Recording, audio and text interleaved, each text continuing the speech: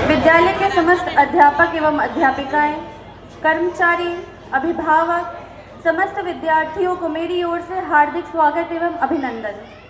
मैं प्रज्ञा प्रजापति, सहायक अध्यापिका, प्राइमरी विभाग से आप सभी का हमारे विद्यालय के वार्षिकोत्सव प्रकर्षा में सहृदय अभिनंदन करती हूँ। आज हम सभी इस विद्यालय प्रांगण में शिव विवाह के मंचन के रसास्वादन हेतु उपस्थित हुए हैं। जटाओं से है जिनके जल प्रवाह मात गंग का, जटाओं से है जिनके जल प्रवाह मात गंग का, गले में जिनके सज रहा है हार विष भुजंग का। डमट डमट डमट डम रुके है रहा शिव शिवम, तरल अनल गगन पवन धरा धरा शिव शिवम। त्रिलोक के अधिपति, संहार, सृजन के आधार महादेव की यह कथा केवल एक विवाह की गाथा ही नहीं, अपितु एक अनंत सत्य का उद्घोष है। यह कथा है त्याग की, समर्पण की, प्रेम की और तपस्या की, और उस अडिग संकल्प की जो सृष्टि को नवजीवन प्रदान करता है, जो इंद्र देवता के भी घमंड का दमन करे, जो इंद्र देवता के भी घमंड का दमन करे, जो कामदेव के समस्त कामना दहन करे। उस वही समस्त सिद्धियां, वही महाशिव शिवम, वही समस्त सिद्धियां, वही महाशिव शिवम, तरल अनल गगन पवन धरा धरा शिव शिवम। जब कामदेव भस्म हुए और जब पर्वतराज की कन्या पार्वती ने अपने तप से स्वयं को महादेव के योग्य सिद्ध किया, तब सृष्टि ने जाना कि प्रेम केवल आकर्षण ही नहीं बल्कि दो आत्माओं का योग है। इस विवाह में केवल दो शरीर ही नहीं अपितु दो शक्तियां एक होंगी, शक्ति और शिव, चेतना और चेतन, जो सृष्टि के प्रत्येक कण कण में समाहित है। आज इस मंच पर हम साक्षी बनेंगे उस दिव्य मिलन के, जहां हिमालय की गुफाओं से लेकर देवलोक तक मंगलगान होगा, जहां देवता और असुर एक साथ स्वयं बाराती बनेंगे और स्वयं नारायण इस शुभ विवाह के साक्षी होंगे। तो आइए प्रवेश करें इस अलौकिक कथा में और साक्षी बने शिव और पार्वती के इस मिलन के।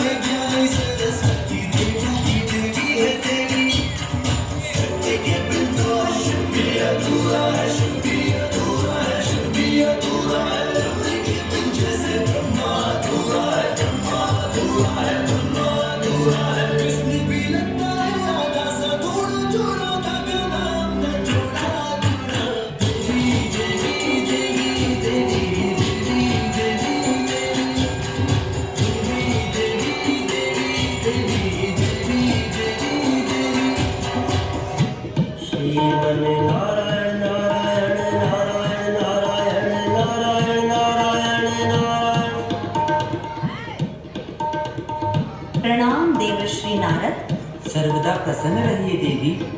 अब आ गया है वह समय जब आपको स्वतः ही आत्मा का ज्ञान होगा। आत्मज्ञान? कैसा ज्ञान? हे देवी, आपकी उत्पत्ति सामान्य नहीं है। आप हैं महाशक्ति, जगत जननी, जगदम्बा। पूर्व जन्म में आप इस धरती पर सती के रूप में आई थी और आपने देवों के देव महादेव शिव शंकर से विवाह किया था, और अब आप पार्वती के रूप में इस संसार में शिव से अधूरा प्रेम पूरा करने आई हैं। परंतु देवर्षि, मैं तो एक साधारण कन्या हूँ और वे तो महादेव हैं। मैं उन्हें कैसे अपना बनाऊंगी? देवी, आपको अखंड तपस्या करनी होगी। शिव असंभव परम दुर्लभ, साधना कैसे करूं, नाथ की निष्काम की आराधना कैसे करूं। देवी पार्वती, वह तो भोलेनाथ है। उन्हें प्रसन्न करने के लिए एक मंत्र मैं आपको बताता हूँ। ओम नमः शिवाय। ओम नमः शिवाय। ओम नमः शिवाय। ओम नमः शिवाय। श्रीमन नारायण नारायण नारायण नारायण नारायण नारायण नारायण। ओम नमः शिवाय के जप के लिए एक मात आज्ञा दीजिए तप के लिए। एक मात आज्ञा दीजिए तप के लिए। एक मात आज्ञा दीजिए तप के लिए। शिवलिंग के प्रति पार्वती की आस्था धीरे धीरे बढ़ती ही गई। दिन बीते, रातें बीती, मौसम बदले, ऋतुएं आई और गई, और धीरे धीरे पार्वती युवावस्था को प्राप्त हो गई। और तभी एक दिन देवर्षि नारद का पर्वतराज हिमालय के महल में पुनः आगमन हुआ, जहाँ राजा हिमालय और महारानी मैना पार्वती के विवाह के विषय में चर्चा कर रहे थे। देवर्षि नारद को पर्वतराज हिमालय का शत शत नमन। आयुष्मान भव, सौभाग्यवती भव। किस विषय पर चल रहा है वार्तालाप? वार्तालाप कैसा देवर्षि? ये तो एक माता का हृदय है जो सर्वदा अपनी पुत्री के लिए चिंतित रहता है। प्रभु, कृपया आप पार्वती की कुंडली देखकर बताइए ना कि इसके जीवन में आगे क्या होगा, कैसा होगा उसका ससुराल और कैसे होंगे उसके पति। भाई रे, वो तो वैरागी की अनुरागिनी, अमरेश्वर वर पाकर बनेगी वो तो अमर सुहागिनी। उन्होंने ही संसार बनाया है और उन्हीं में संसार समाया है। देवी, व्यर्थ चिंता छोड़ो। सास और ननद तो तब ताने देंगी जब कोई होंगी। जो इनके पति होंगे वे सारे जगत के अधिपति हैं। ना उनके कोई माता पिता होंगे, ना ही भाई होंगे, और ना बहन, ना ही कोई घर बार होगा। तो प्रभु, उनका परिवार? ये संपूर्ण जगत उनका ही परिवार है। नैनों में है ज्वाला, गल सर्पों की माला, तन पर मृग छाल है साजे, डम डम डम डम डमरू बाजे। देवर्षि, ये क्या कह रहे हैं आप? मेरी पुत्री सुघड़ सलोनी, रूप यौवन ऐसा त्रिभुवन में होगा न कोई वैसा। तन सुकोमल, मन फूल जैसा, रूप जैसे चंद्रमा की रानी, मुख जैसे सूर्य किरण दामिनी। मेरी ऐसी सर्वगुण संपन्न पुत्री हेतु विधाता ने ऐसा अघोरी वैरागी चुना। माता, ब्रह्मा विष्णु इंद्र आदि सभी है देव, किंतु पार्वती जिनकी होगी अर्धांगिनी वो तो है देवों के देव महादेव। अरे वाह देवर्षि, यह तो आपने अत्यंत सुखद समाचार सुनाया है। देवों के देव महादेव से हमारी पुत्री का विवाह, अद्भुत।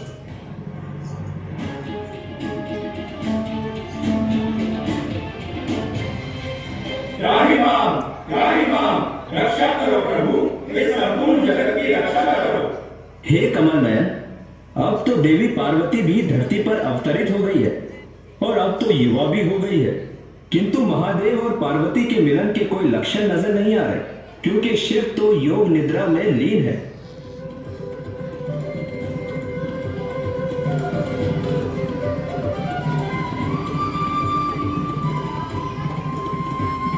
ये आप सभी ने हमें कैसी दुविधा में डाल दिया है। शिव जी का वैराग्य त्यागना तो अत्यंत विकट एवं दुष्कर कार्य है, जिस हेतु तो हम स्वयं भी सामर्थ्यहीन हैं। परंतु इस विकट अवस्था में आप सभी के लिए एक सुखद समाचार अवश्य है कि देवी सती ने पुनर्जन्म ले लिया है देवी पार्वती के रूप में, और वह जगदम्बा जगत रानी अब हो गई है सयानी। ऐसा अद्भुत आकर्षण मानो प्रकृति ने अपने हाथों से स्वयं संजोकर बनाया है। रूप ऐसा जैसा चंद्रमा धरती पर उतर आया हो, मुख कांति ऐसी जैसे सूर्य का तेज समाया हो। परंतु विडंबना यही है कि माता पार्वती से मिलन के लिए शिव को वैराग्य से बाहर कैसे लाए? अरे हाँ, ये कार्य तो मात्र कामदेव ही कर सकते हैं। जब कामदेव के मुख से निकलेंगे गीत और राग, तो तज ही देंगे शिव भी अपना वैराग। जब छोड़ेंगे कामदेव अपने कामतुर बाण, तभी होंगे एक शरीर और प्राण। तो फिर प्रभु देर किस बात की? बुलाइए कामदेव को। कामदेव प्रकट हो, रति प्रकट हो।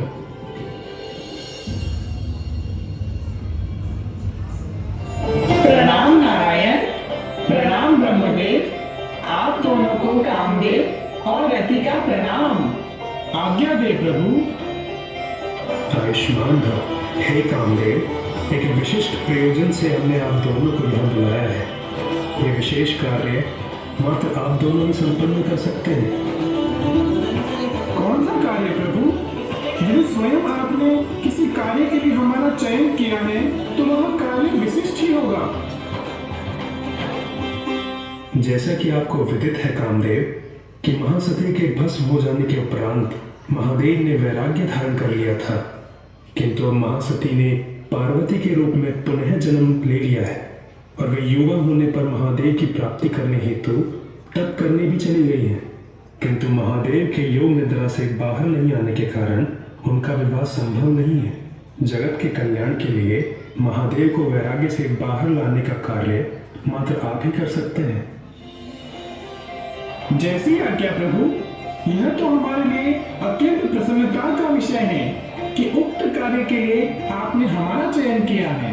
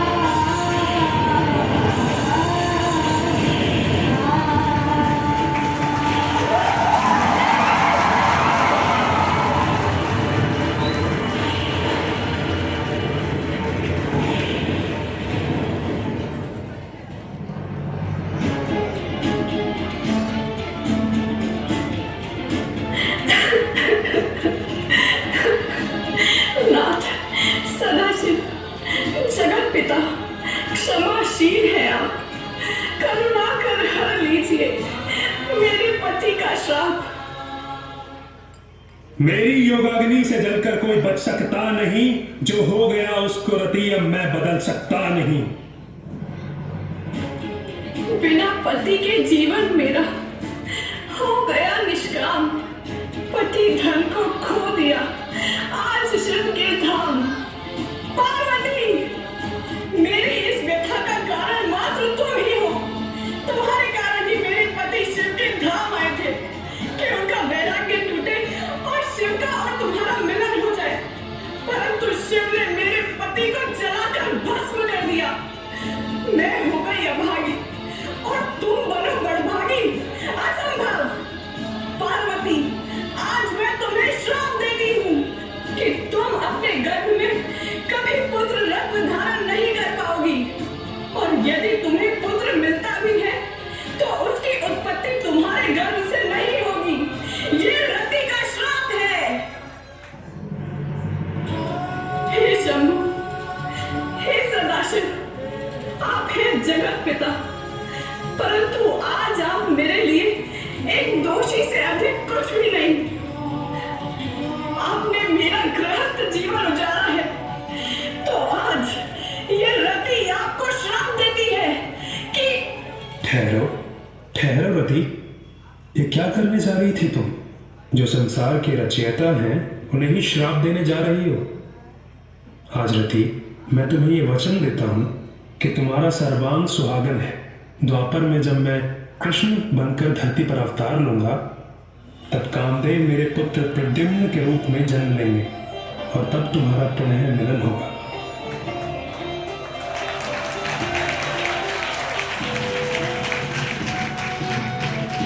हे प्रिय, समय का पता ही नहीं चला।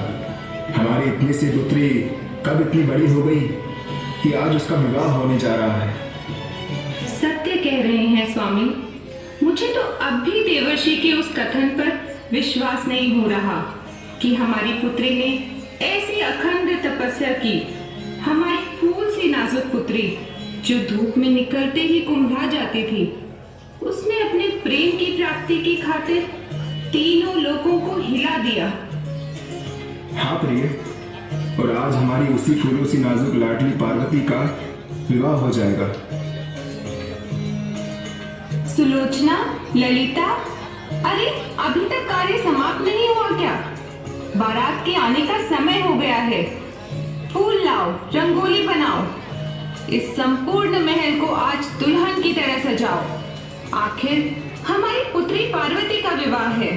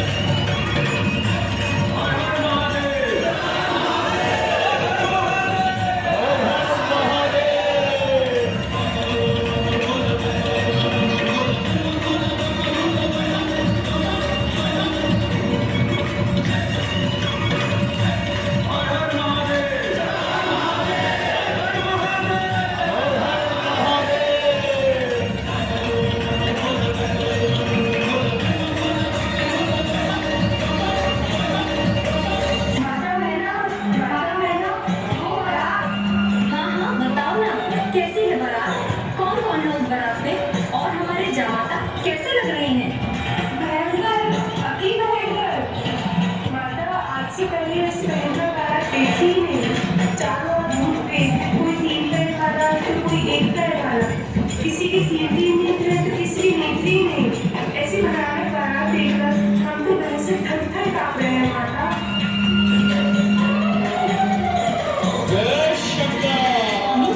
यह क्या सुन रहे हैं हम? ऐसी भयानक बारात आई है शिव की। मैं अपनी पुत्री को स्वयं जलाकर भस्म कर दूंगी, किंतु ऐसे अघोरी से विवाह असंभव। आप हैं पार्वती की माता, किंतु जो बनने वाले हैं आपके जमाता, उनका और पार्वती का है जन्म जन्मांतर का नाता। आए होंगे बारात में किन्नरिया भूना है, किंतु होगा शिव पार्वती का विवाह। अद्वितीय, अद्भुत। अतः व्यर्थ चिंता को छोड़ो और बारात का स्वागत करो।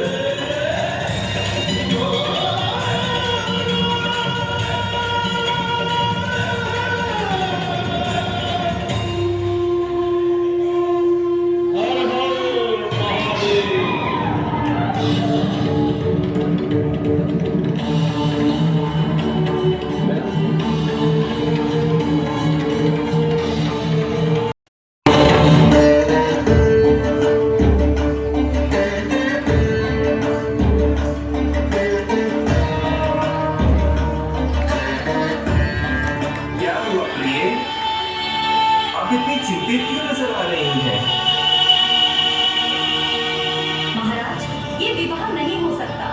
शिव इतने विकराल होंगे, ये हमारी कल्पना से भी परे था। हमारे जमाता ऐसे भयानक व्यक्तित्व के होंगे, ये कदापि नहीं हो सकता महाराज। मैनावती, आपने अपनी धारणा महादेव के बाहरी रूप को देख के बना ली है, किंतु हमें पूर्णतः विश्वास है कि हमारा जमाता बड़ा ही योग्य है। अगर शिव स्वयं ऐसे हैं, तो कैलाश पर उनकी जीवन शैली कैसी होगी? हम तो कल्पना भी नहीं कर सकते कि हमारी पुत्री पार्वती वहाँ कैलाश पर। नहीं नहीं, अब हम ऐसा कोई काम नहीं करेंगे जिससे पार्वती की जीवन शैली ही नष्ट हो जाए।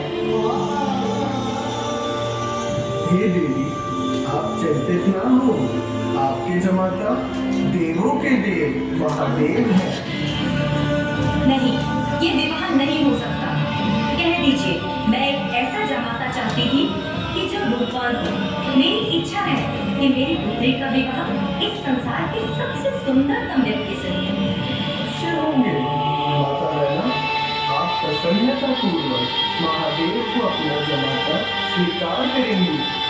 उनका ये रूप मेरे सुंदर से भी सुंदर अवतारों से अधिक सुंदर होगा। पूरी सृष्टि में महादेव के इस रूप को चंद्रशेखर के नाम से जाना जाएगा।